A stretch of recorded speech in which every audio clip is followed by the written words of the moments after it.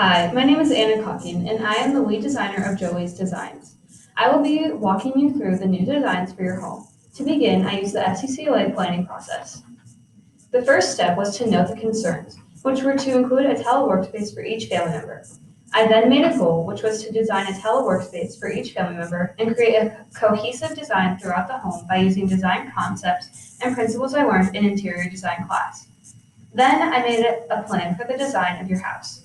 I gained inspiration from the art pieces that you provided when choosing a color scheme for your home. As you can see, I created a mood board with your art pieces. I chose a neutral with accent color scheme with accents of purple, yellow, and green. These were the main colors in the iris painting that Michelle liked, so I thought they would be good to use in the design. I also wanted to incorporate lots of wood elements into the design because of the infinity sculpture that John liked. I chose a mid-century modern design style because of the home's one-story and open layout, which is popular in this design style. I also chose this style because it is popular right now, but can be changed easily to keep up with current design trends and styles. Let's take a look at the layout first. You provided me with your existing floor plan, and I kept it fairly similar. The actual house is 1,302 square feet with ceilings that are 10 feet 2 inches high. I changed the kitchen layout and used the second bedroom as office spaces. The family areas are fairly open, and toward the left you have bedrooms and utilities. As you walk into the house, you enter the living room and entryway, which is shown here. This room is 18 feet 8 inches by 13 feet 5 inches. The focal point of this room is the TV. I made this the focal point because the home entertainment is a large part of the way we live today, so I thought it would be a good center for the room. The brick accent wall is on the same side as the TV because I wanted eyes to be drawn to that side of the room, and the alternating brick pattern creates rhythm and motion in the room. The asymmetrical layout of the furniture creates a more modern feel to the space with a couch on the left and 2 accent chairs on the right.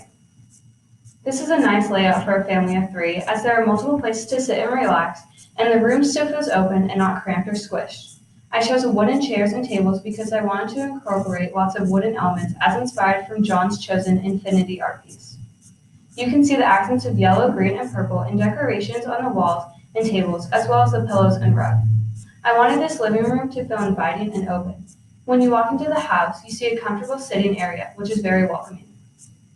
As you walk through the living room, you're led to the open archway into the kitchen. The kitchen is 19 feet 11 inches by 11 feet 10 inches. I gained a lot of inspiration for this layout from mid-century kitchens, which typically have one wall that has a cupboard and fridge on either side of the cabinets. This creates a sleek finish to the kitchen. The focal point of the kitchen is the large cupboards and working space. I chose this as the focal point to draw the eyes on the green accent wall and make them feel as if the kitchen would be a clean and open space to cook. The island has a lot of functionality with a stovetop and alternate eating area, which I thought would be nice, as David can do homework while his parents cook or have an after-school snack with his friends. The dining table is set with yellow placemats, which are a great pop of color. They also create a ready-to-eat feel to the table. For the wall decorations, I chose a simple yellow art piece, which adds color and motion to the area. The mirror also opens up the cooking area and is a fun element to have in the kitchen. Moving on to the teleworkspaces for John and Michelle. I used the second bedroom area and turned it into 2 individual offices where John and Michelle can have a private space to work.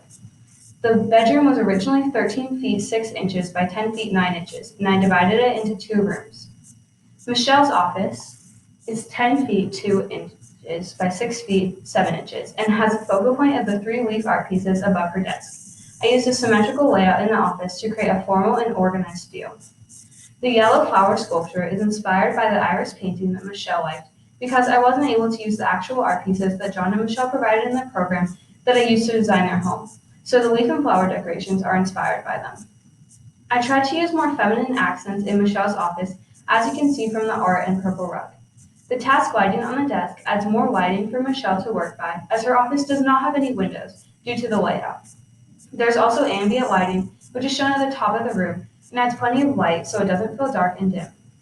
For John's office, which is 10 feet by 9 inches and 6 feet 11 inches, I made the focal point this spiral wall hanging. As I said before, I was not able to use the art piece he chose in the program that I used, but this was a pretty close second to his wooden sculpture. I chose fairly simple furniture to create a clean-cut feel, and the shelving is empty so John has plenty of space for supplies and books. The accents of green and yellow are used in the chair and rug, which complement each other well. John's office does have a window, which adds natural lighting. He also has task and ambient lighting on the desk and ceiling. Moving on to the bathrooms. I chose a simple layout for the first bathroom. It is 8 feet 6 inches by 3 feet 11 inches. The simple fixings and lighting are often used in mid-century modern designs. As for the master bathroom, which is 8 feet 11 inches by 7 feet 11 inches, I put a vanity for John and Michelle and added accents of yellow and green throughout the room. Next is David's bedroom. His room is 10 feet 3 inches by 10 feet 5 inches. The focal point of his room is the bed and striped wall. The horizontal stripes add motion to the room. I also wanted to keep the walls white because teenagers are always changing their minds, so the simple accent wall adds some character to the room with flexibility for future designs. David also needed a teleworkspace, so I added a desk to his room. This is nice because it is a private space for him to go to online school, and he can keep his schoolwork organized instead of having to set up at the kitchen table every day. There are many accents of yellow and green on the bed and in the furniture. I chose the yellow wire light as his task lighting, as it has a very modern design. There is no dresser in David's room, but he has a closet on the same wall as his desk.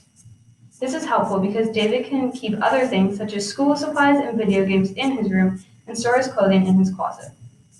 The final room is the master bedroom. The master bathroom is 11 feet by 10 inches and by 13 feet 9 inches. I kept this design fairly simple as well because I wanted it to be a space that is calming and not overwhelming after a long day of working from home. There is a big closet off of the master bathroom, so there was no need for dressers in the bedroom area.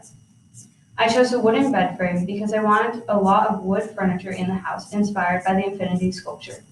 The large mirror adds depth to the room and is a fun element that is used in the kitchen as well.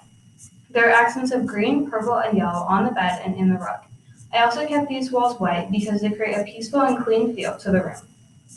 This project relates to SES National Standard 11.3, apply housing and interior design knowledge, skills, and processes to meet specific design needs. 11.31, analyze product information, including but not limited to floor coverings, wall coverings, textiles, window treatments, furniture, lighting fixtures, kitchen and bath fixtures, and equipment, as well as standard 11.6, evaluate clients' needs, goals, and resources in creating design plans for housing and residential commercial interiors. That is the entire design plan. I hope you saw inspiration from your art pieces and feel like you can see yourself working and living in those spaces.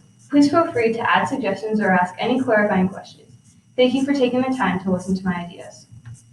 One skill I improved on during this project was how to design a room or house that tailors to what a client wants, not just what I think would look best. I also learned how to create a cohesive design throughout an entire house. This will help me in my future career because I want to become an interior designer. I need to know how to tailor to what a client wants as well as using my own design styles. Something that was challenging during this project was trying to create a design that was similar throughout the entire house. I addressed this by using similar color schemes in every room and using furniture that was the same style in each room. Thank you.